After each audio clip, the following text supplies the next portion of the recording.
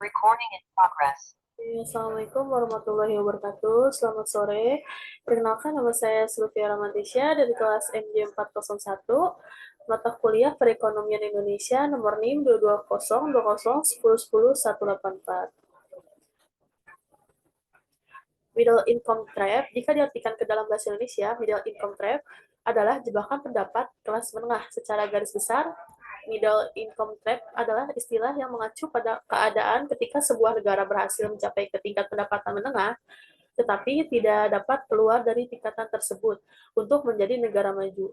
Middle income trap adalah sebuah fenomena yang membuat sebuah negara mengalami stagnasi, sehingga terjebak dalam kondisi yang membuat mereka tidak dapat maju ke atas karena tidak kompetitif di bidang industri. Ketika mendengar istilah di atas, mungkin kamu akan sedikit kebingungan, tetapi dari nama saja dapat diketahui jika istilah ini berkaitan dengan jebakan pendapatan di ranah ekonomi publik dan dapat menimbulkan dampak yang negatif. Middle income trap atau jebakan pendapat kelas menengah merupakan sebuah fenomena menghilangnya kemampuan kompetisi beberapa sektor industri yang berada di negara dengan pendapatan menengah dan terlihat mengkhawatirkan.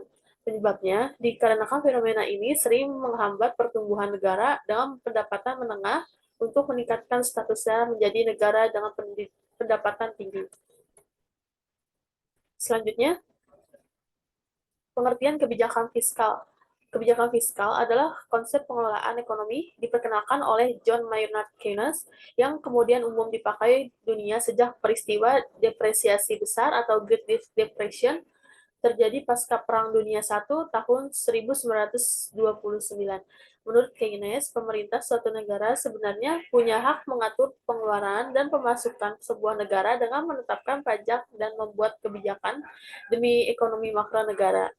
Dari segi definisinya, pengertian kebijakan fiskal adalah kebijakan yang diambil pemerintah demi menjaga pemasukan dan pengeluaran negara tetap stabil sehingga perekonomian negara bisa bertumbuh baik. Lebih spesifik lagi, menurut OJK, pengertian kebijakan fiskal adalah kebijakan tentang perpajakan, penerimaan, utang piutang, dan belanja pemerintah dengan tujuan ekonomi tertentu. Penerapan kebijakan fiskal di Indonesia sudah ada sejak zaman penjajahan Belanda melalui Insight Comprehensive tahun 1944. Undang-undang tersebut kemudian diadaptasi pemerintah guna menyusun kebijakan fiskal di Indonesia mulai proklamasi sampai tahun 1997 sampai 2003. Selanjutnya, kebijakan moneter. Kebijakan moneter merupakan proses mengatur persediaan uang sebuah negara untuk mencapai tujuan tertentu.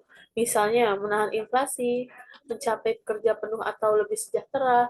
Kebijakan moneter dapat melibatkan pengaturan standar bunga pinjaman, margin requirement, kapitalisasi untuk bank atau bahkan bertindak sebagai peminjam usaha terakhir atau melalui persetujuan melalui negosiasi dengan pemerintah lain.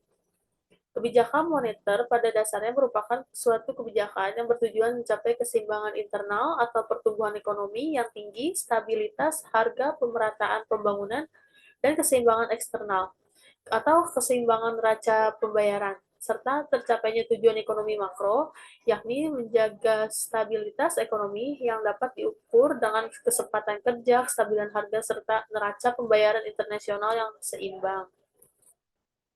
Selanjutnya, utang luar negeri. Utang luar negeri adalah bagian utang suatu negara yang dipinjam dari pembeli pinjaman asing, termasuk bank komersial, pemerintah, atau lembaga keuangan internasional.